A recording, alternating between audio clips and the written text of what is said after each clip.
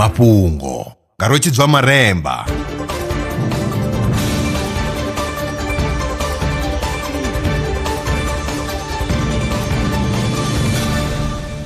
Ndolibuwa zwa zwino ndi tshifhinga tsha mafhungo.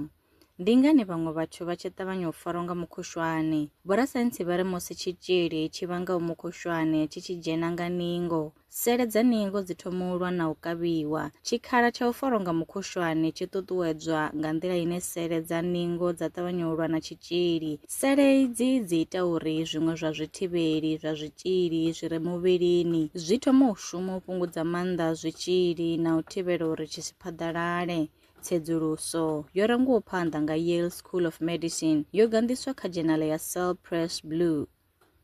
Vhasedzulusi vha ri tshanduko ya kilima i khou shandukisa madaka a Amazon nga nḓila yo fhambanaho. Kha fhethu huhulwane ho vhalaho, madzingu manzhi a khou xelelwa nga miri, ngeno maṅwe madzingu hu na u engedzea ha tshaka dza miri. Tsedzuluso yo rangiwaho phanḓa nga University of Liverpool yo shumisa data yo kuvhanganyiwaho lwa miṅwaha ya 4 mawanwa a ngudo o anḓadzwa kha dzhenala ya Nature, Ecology and Evolution.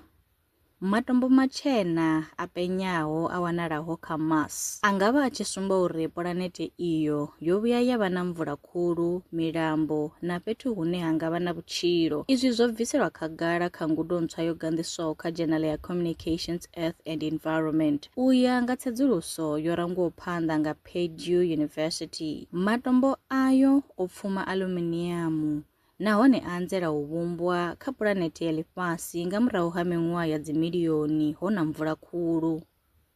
Ngudo ntswa i sumba uri u nona na mutsiko wa malofha zwi nga livhisa kha khombo ya u farwa nga vhulwadze ha khangwa. Ndi vhulwadze vhu kwamaho vhathu vha paḓaho miliyoni dza 50 ḽifhasini nahone a huna dzilafho. Tsedzuluso yo anḓadzwaho kha The Journal of Clinical Endocrinology and Metabolism i khou ṋea tsivhudzo ya uri vhathu vha lange tshileme tsha muvhili na mutsiko wa malofha u itela u tsireledza mutakalo wa muhumbulo.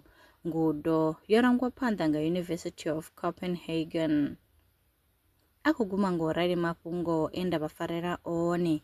Arali vha na mafhungo ane vha tama ri tshi a tevhelela kana wa sala murahu, vha nga ri foinela kana vha rumela mulaedza wa WhatsApp kha nomboro dza 083 316 0190 kana 083 861 2263.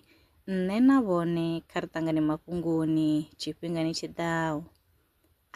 Lwa miṅwaha i fhiraho fusumbe dzina ḽithihi fhedzi ndi ḽone ḽi bvaho phanḓa khou endedza vhadzulapo vha ḽa Afrika Tshipembe. Mulaudzi Transport Service ndi khamphani yavho ine ya vhaendedza u ya na u vhuya mishumoni nyendo dza kule na tsini, hu tshi katela na u welekanya mikano ya mashango a tsini na Afrika Tshipembe. Ri vhaendedza vha swika hune vha khou ya vho tsireledzea. Arali vha tshi ṱoḓa u bva nga tshigwada u dzhenelela vhuṱambo vhufhio na vhufhio, kha vha ri fhulufhele ngauri ri ḓo vha swikisa nga tshifhinga. Vha nga ri kwama kha nomboro dzi tevhelaho 083 227 0606. Mulaudzi Transport Service, no place is too far to reach.